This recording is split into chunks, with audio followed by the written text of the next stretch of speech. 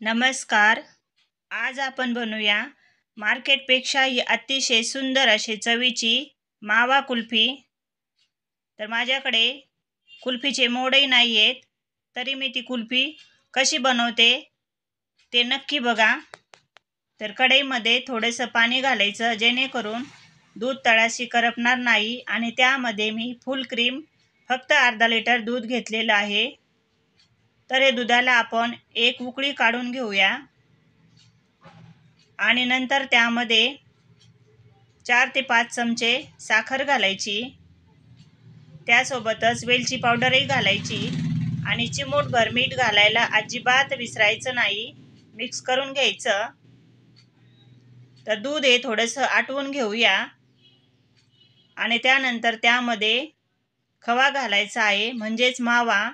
तर खवा दुधामध्ये छान असा मिक्स करून घ्यायचा, एकजीव करून घ्यायचा आहे. तर बदाम आणि पिस्ता असे कट करून घेतलेले आहे, तेही त्यामध्ये घालायचे आहेत. तर दूध असं कढईच्या कडेला साय जाऊन बसते, तर उलथण्याच्या साहाय्याने ती साय अशी काढून दुधामध्ये ॲड करायची. आणि दूध अधूनमधून सारखं असं ढवळत राहायचं आहे. गॅस हा मध्यम करायचा आहे. तर बघा, दुधाला अशी छान असं मंद आचेवर आपल्याला आटवून घ्यायचं आहे, शिजवून घ्यायचं आहे. त्यामध्येच मी केशरचे धागेही घालत आहे. यामुळं कुल्फीला छान कलरही येतो आणि चवही छान लागते. मिक्स करून घ्यायचं आणि अधूनमधून असं ढवळत राहायचं आहे, जेणेकरून दूध असं तळाशी करपणार नाही. आणि कढईला जमा झालेली साई त्यामध्ये ॲड करायची आहे. तर या स्टेजला तुम्ही बघू शकता, 5 ते 6 मिनटं दूध हे छान असं आटवून घेतलं. तर तुम्ही टेक्स्चर बघू शकता, छान असं हे घट्ट झालेलं आहे. बघा किती सुंदर असं घट्ट झालेलं आहे हे. तर या स्टेजला काय करायचं, गॅस हा बंद करायचा आणि हे कुल्फीचं मिश्रण पूर्णपणे थंड करून घ्यायचं. आणि त्यानंतर ते असे छोटे छोटे ग्लास आहेत, त्यामध्ये घालायचं आहे. तर वरती थोडासा ग्लास हा रिकामा ठेवायचा आहे आणि याच्यावरती आता प्लॅस्टिकचा कागद घालायचा आणि त्याला एक होल करून घ्यायचं कुल्फी स्टिकसाठी. आणि याला वरतून असं रबर लावून घ्यायचं आहे. अगदी हळवारपणे असं रबर लावून घ्यायचं आणि प्लॅस्टिकचा कागद असा छान सेट करून घ्यायचा आहे. तर बघा, होल छोटं झालं, तर होल हे आणखीन असं मोठं करून घेऊया. आणि त्यामध्ये कुल्फीची स्टिक घालायची आहे.